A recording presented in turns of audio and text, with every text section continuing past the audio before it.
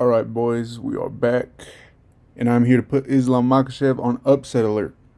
It's nothing personal, brother, but records like this aren't made to be broken. Ian Gary has the skill set he needs to beat Islam Mackhachev. He has the skill set best of probably anybody Islam has ever faced. And today, we're going to flesh that out a bit and keep this moving on. I want to preface this by saying I am not a big fan of Ian Gary. I do not like him as a person. And, I'm not an Ian Gary guy. Simple to put, I just believe he has what it takes to beat Islam Mackhachev. Plain and simple.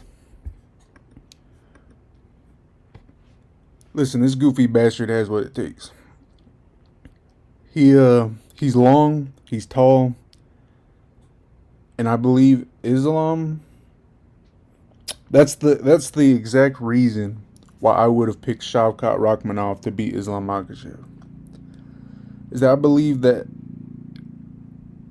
well, first of all, Islam wants to. He said he's not going to try to play it safe. I feel like that's already a mistake. You shouldn't talk like that. You shouldn't say that. If anything, Islam's best bet in this fight is to lay all over Ian Gary like he did JDM.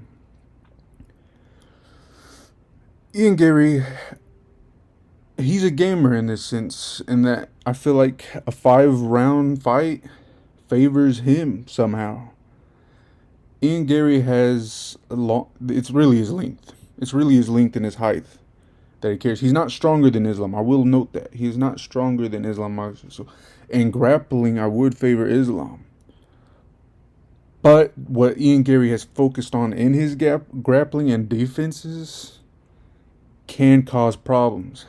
Very threatening problems. I feel like Ian Gary is even capable of getting a finish on Islam Mackhachev. I believe Ian Gary's jiu-jitsu has gotten only better over the years intentionally. And it's, I don't know, historically says these long limb guys, it's what they can do in jiu-jitsu that the short limb guys can't do that sets them apart. Makes them more elite.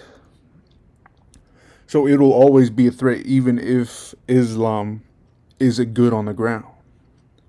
Ian Gary poses that threat even for him because of his long limbs. And there's not really a certain individual Islam has faced that's like Ian Gary. I believe that a big part of this is that Ian Gary is delusional enough to make this work. He thinks he's crazy in himself that he could Looney Tune his way into a actual positive position against Islam. Like, he would take a beating for 4 rounds against Islam. He would take a beating for 4 rounds against Islam and then turn around and says, "Thank you, Islam. Now I will try to put you in a rear naked choke."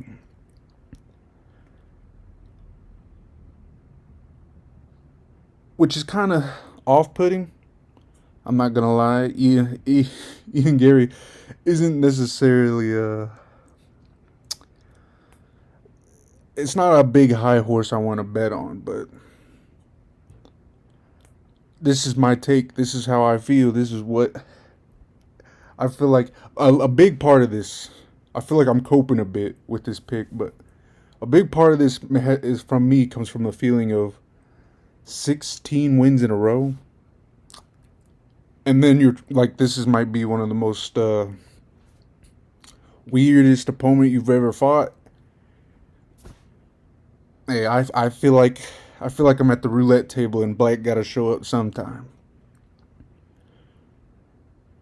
I'm picking Ian Gary.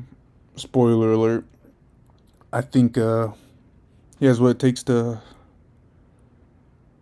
win by a lot of different ways due to his size, athleticism, and his grappling skills. I'm not saying he's a better fighter than Islam. I'm not saying he's got much against Islam. It's just, hey, it's like Strickland beating Chimaev. There's not a lot you can point to and say he's that much better than. It's just the outcome will be that way. I regret to inform a lot of the Islam fans. But that's my take, and I'm sticking to it. I'll see you on the next one.